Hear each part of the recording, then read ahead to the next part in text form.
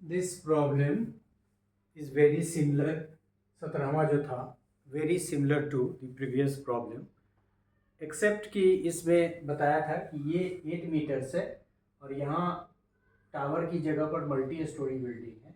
ये डिस्टेंस निकालना है और इससे इसका एंगल और इससे इतना एंगल, तो ऊपर वाला एंगल तो 30 डिग्री ही है लेकिन नीचे वाला 45 डिग्री है।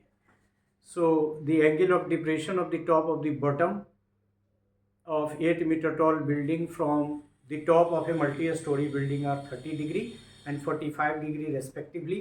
Find the height of the multi-story building and the distance between the two building. इसकी हिंदी वर्जन मेरे पास है। एक बहुमंजिल भवन के शिखर से देखने पर 8 मीटर ऊंचे भवन के शिखर और तल के अब नमन कोण क्रमशः 30 डिग्री और 45 डिग्री है। बहुमंजिल भवन की ऊंचाई और दो भवनों के बीच की दूरी ज्ञात कीजिए। सवाल हम फिगर भी वैसे ही बनाएंगे। यहाँ क्या है कि ए बी जैसा उसमें भी था और ये सी डी थोड़ा टेढ़ा हो गया, बट डोंट माइंड, बोर्ड भी हिल रहा है। तो ये जैसा कि हमने उसमें बताया था कि ये आपको नहीं लेंगे तो कंफ्यूजन होगा। सॉरी, चला गया, पर थोड़ा मिटाना पड़ेगा।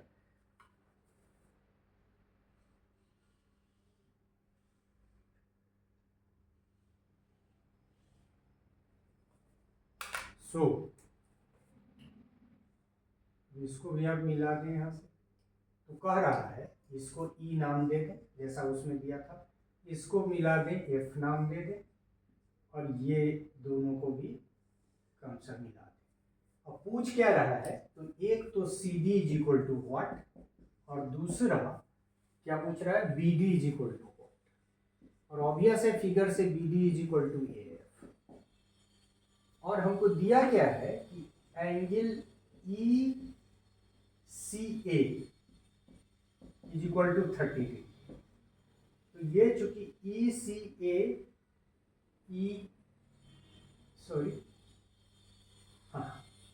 ई सी ए ये 30 डिग्री है, तो ये this angle is equal to this angle transversal से।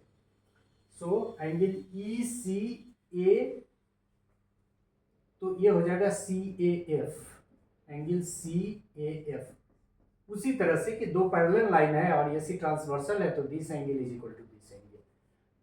उसमें हम लोगों ने एक्सप्लेन किया और बार बार इसको एक्सप्लेन ज़्यादा डिटेल में करने की जरूरत नहीं है। In the same way this angle is given, मतलब दिस इज 45 डिग्री। कौन, ये ई सी ए, मतलब angle E C B is equal to 45 degree which is equal to this angle. ये this angle is equal to this angle. So angle DBC, angle DBC ये दोनों 45 degree, मतलब ये angle हमारा 45 degree हो गया और ये एंगल हमारा 30 डिग्री हो गया। अब हमको निकालना क्या है, ये दोनों।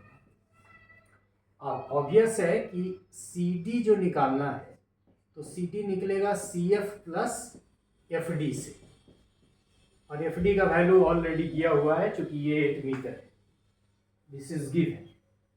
उसी तरह से यदि हम अब इस ट्रायंगल में ए सी एफ में करें, triangle right angle triangle A C F में करें, तो हमारे पास क्या आ जाएगा, लंब सी एफ tan 30 डिग्री is equal to CF by AF, and this is equal to 1 by √3 is equal to CF by AF।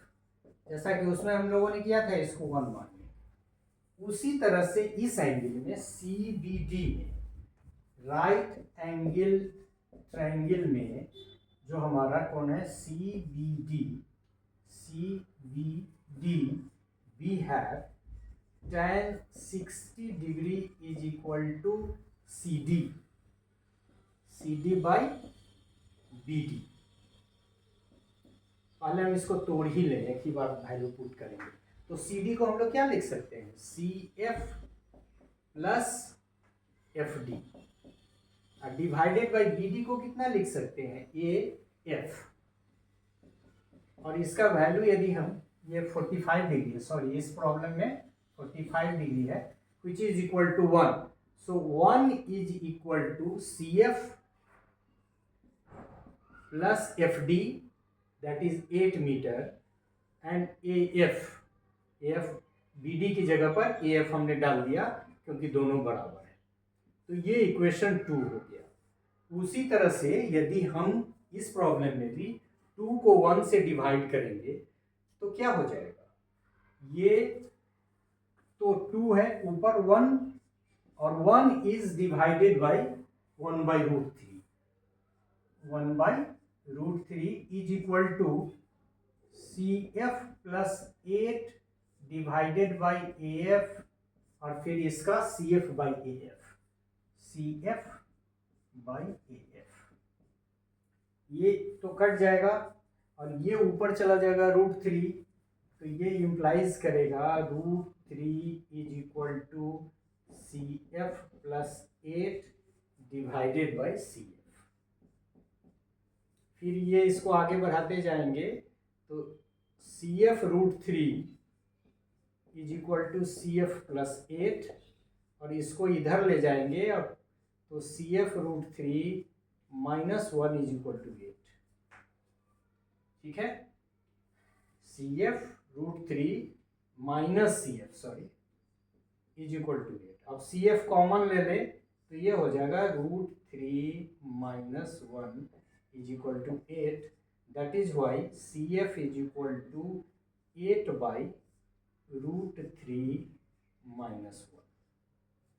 अब इसमें ऊपर हम रूट ले जाएंगे तो मल्टीप्लाई कर देंगे 8√3 प्लस 1, डिवाइडेड बाई इसको ऊपर नीचे कर देंगे तो ये हो जाएगा √3 माइनस 1 इंटू √3 प्लस 1, ए स्क्वायर माइनस बी स्क्वायर से इसको सोल्व करेंगे तो ये 8√3 प्लस 1 ऊपर रहेगा, और ये नीचे क्या हो जाएगा, √3 ए स्क्वायर, तो 3 माइनस 1 इज इक्वल टू 2, इसको सोल्व कर देंगे तो ये हो जाएगा 4, ये क्योंकि ये 2 हो जाएगा तो इससे कट जाएगा, तो 4√3, सो सी एफ कितना आ गया हमको, C F is equal to 4√3 plus 1, इसको आप रखें, यही ना मेन निकालना था, ये निकल गया।